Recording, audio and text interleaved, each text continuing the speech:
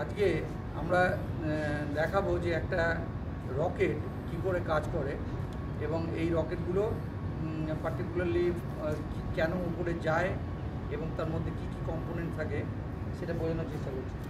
এটা একটা আইসিএসপি একটা লঞ্চ প্যাড, একটা রকেট রয়েছে প্রায় 6 ফুটের মতো বড়। এটা হচ্ছে আমাদের প্রেস্টিজ লাইট, একটা 3 ইঞ্চি ডায়ামিটারের একটা রকেট। এই রকেটের এই জায়গাটাতে আছে আমাদের সমস্ত, যেটাকে আমরা বলি মোটর। যদি সলিড প্রপেলেন্ট থাকে তাহলে আমরা বলি মোটর, যদি লিকুইড প্রপেলেন্ট থাকে আমরা সেটাকে বলি ইঞ্জিন। এই আমরা রেখেছি এখানে সলিড প্রপেলেন্ট, সেটা বেসিক্যালি পটাশিয়াম নাইট্রেট বেসড, এবং সেই জন্য এটা হচ্ছে মোটর। এইখানে হচ্ছে আমাদের পেলোড রাখার জায়গা এবং প্যারাশুট রাখার জায়গা, আর ওপরে যেটা আছে সেটা হচ্ছে একটা নোজ কোড, যাতে ডিরেকশানটা ঠিক মতো থাকে। এইখানে যে 3টে পাখা আছে, এর 3টের কাজ হলো স্টেবিলিটি আনার জন্য, যাতে করে বাতাস যদি ধাক্কা মারে তাহলে যে ডিরেকশানে নোজ কোনটা যাচ্ছে এন্টায়ার রকেটটা যেন ঠিক সেই ডিরেকশানেই যায়, তাই সেই স্টেবিলিটি আনার জন্য এই 3টা রাখা উচিত। এখানে আমরা টেস্ট রকেট রেখেছি। টেস্ট রকেটের কী কী জিনিস আমরা টেস্ট করছি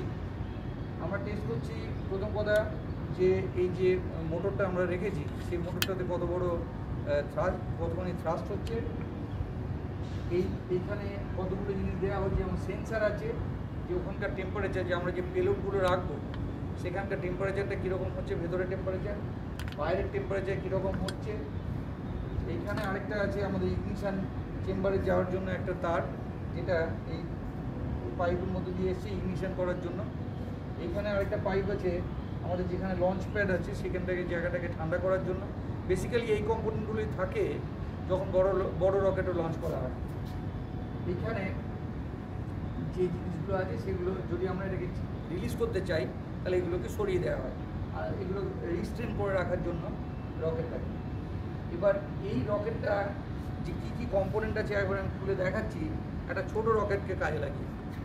এই রকেটটাতে যেমন যেটা আমি বললাম যে এখানে একটা সলিড প্রপেলেন্ট আছে, এটা হচ্ছে একটা বেসিক্যালি মোটর, ছোট সাইজের মোটর, ক্লাস সি টাইপের।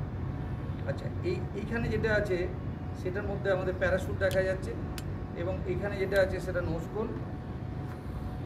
এখানে একটা নোজকোন আছে, নোজকোনটা হয়তো আটকানো আছে, নোজকোনটা দিয়ে ডিরেকশান করা যাচ্ছে। আচ্ছা, এইখানে আমাদের প্রথম যেটা টেস্ট করতে হবে যে একটা রকেট যখন যায় তখন স্টেবিলিটির জন্য প্রথমে চেক করতে হবে এর সেন্টার অফ গ্র্যাভিটিটা কোথায়। সেন্টার অফ গ্র্যাভিটিটা আমাদের দেখতে হবে যে রকেটে মোটামুটি এখানে যেটা আছে সেটা আপাতত মোটামুটি সেন্টার অফ গ্র্যাভিটিটা দড়িটা যেখানে টাঙানো আছে ঠিক এখানে সেন্টার অফ গ্র্যাভিটিটা আছে।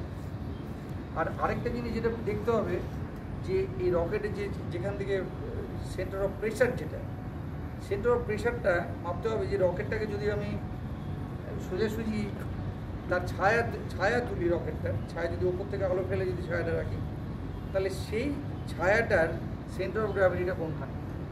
শুধু যদি ছায়াটা দেখি আমরা কার্ডবোর্ড দিয়ে, তাহলে সেন্টার অফ গ্র্যাভিটিটা হচ্ছে এইখানে। এটা হচ্ছে আমাদের সেন্টার অফ প্রেশার, অর্থাৎ রকেট যখন পুশ করছে এই পয়েন্টটাকে পুশ করছে, আর সেন্টার অফ গ্র্যাভিটিটা কাজেই থাকতে হবে এই প্রেশারের থেকে ওপরে। এই যে সেন্টার অফ গ্র্যাভিটির যে এই লোকেশানটা, আর এই হচ্ছে সেন্টার অফ প্রেশারের লোকেশান এইখানে, কাজে সেন্টার অফ প্রেশারটা সেন্টার অফ গ্র্যাভিটি থেকে ওপরে আছে। এইভাবে যদি রকেট পাঠানো হয় তাহলে রকেটটা কিন্তু আনস্টেবল হবে, রকেটটা উল্টে যাবে।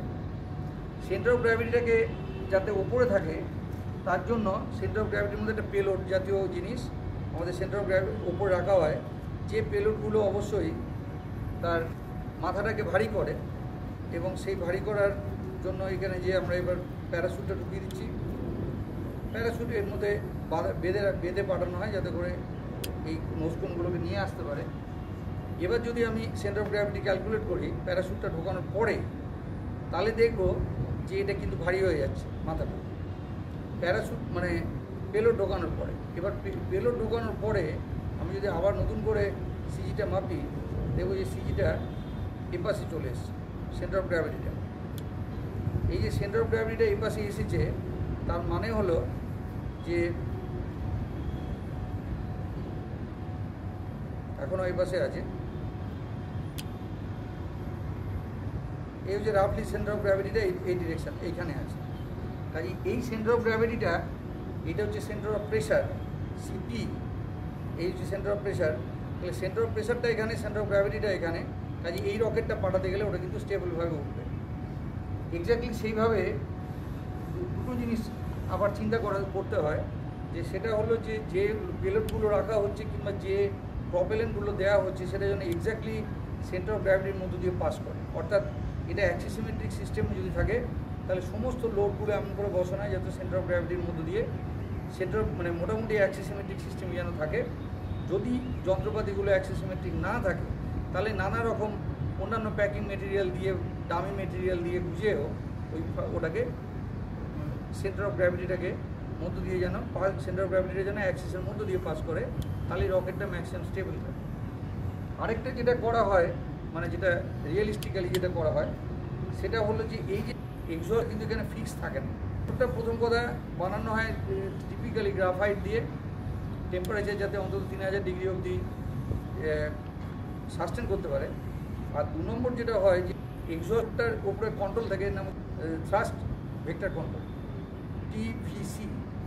তার কাজ হলো এই এক্সস্টটাকে সবসময় কাঁপানো, এরকম করে এমন করে কাঁপানো যাতে করে কিনা যে এই যে কোনো বাতাস কিংবা অন্য কোনো কারণে যদি কোনো পার্টারবেশন থাকে রকেটের উপরে, সেটাকে কাউন্টার করার জন্য এটাকে এখানে কিন্তু ভাইব্রেশন করতে হয় এই নিচের।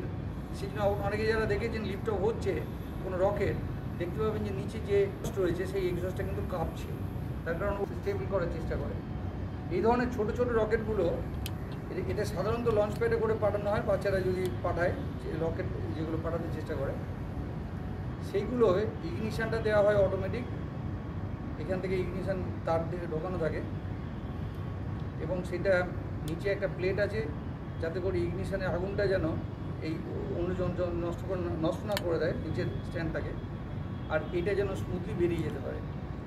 টিপিক্যালি 1000 ফিট মতো যাওয়ার কথা যদি ক্লাস সি কোনো একটা মোটর ইউজ করা হয়।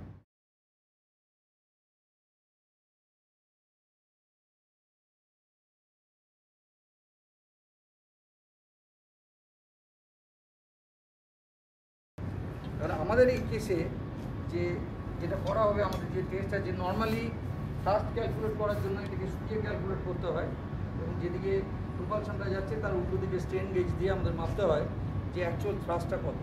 টিপিক্যালি এই ধরনের ছোটো ছোটো রকেট হয়তো 500 মতো নিউটন হবে। সেইভাবে এখানে নজল তৈরি করা হয়। নজলটা যে ডিলাবল নজলের মতো, এবং নজলের একটা মাঝখানে যেটা সবচেয়ে কনস্ট্রিক্টেড জায়গা যেটা আছে সেই জায়গাটা মার্ক নাম্বার হচ্ছে 1, এবং উপর থেকে যে কম্বাসশন চেম্বারটা আছে সেখান থেকে যখন ফোর্স করে গ্যাসটা বেরোচ্ছে এই নজলের নিচের দিক দিয়ে, এন্টায়ার রকেটটাকে দিয়ে রকেটটা সামনে এগিয়ে যাচ্ছে। অর্থাৎ এখানে মোমেন্টাম কনজারভেশন হচ্ছে প্রত্যেক মুহূর্তে। ইতিমধ্যে যেটা হচ্ছে আস্তে আস্তে এই চেম্বারের ফুয়েলটা আস্তে আস্তে কমতে শুরু করছে, ফলে রকেটের ওজনও আস্তে আস্তে কমছে এবং যে কারণে অ্যাক্সিলারেশনটা বাড়ছে।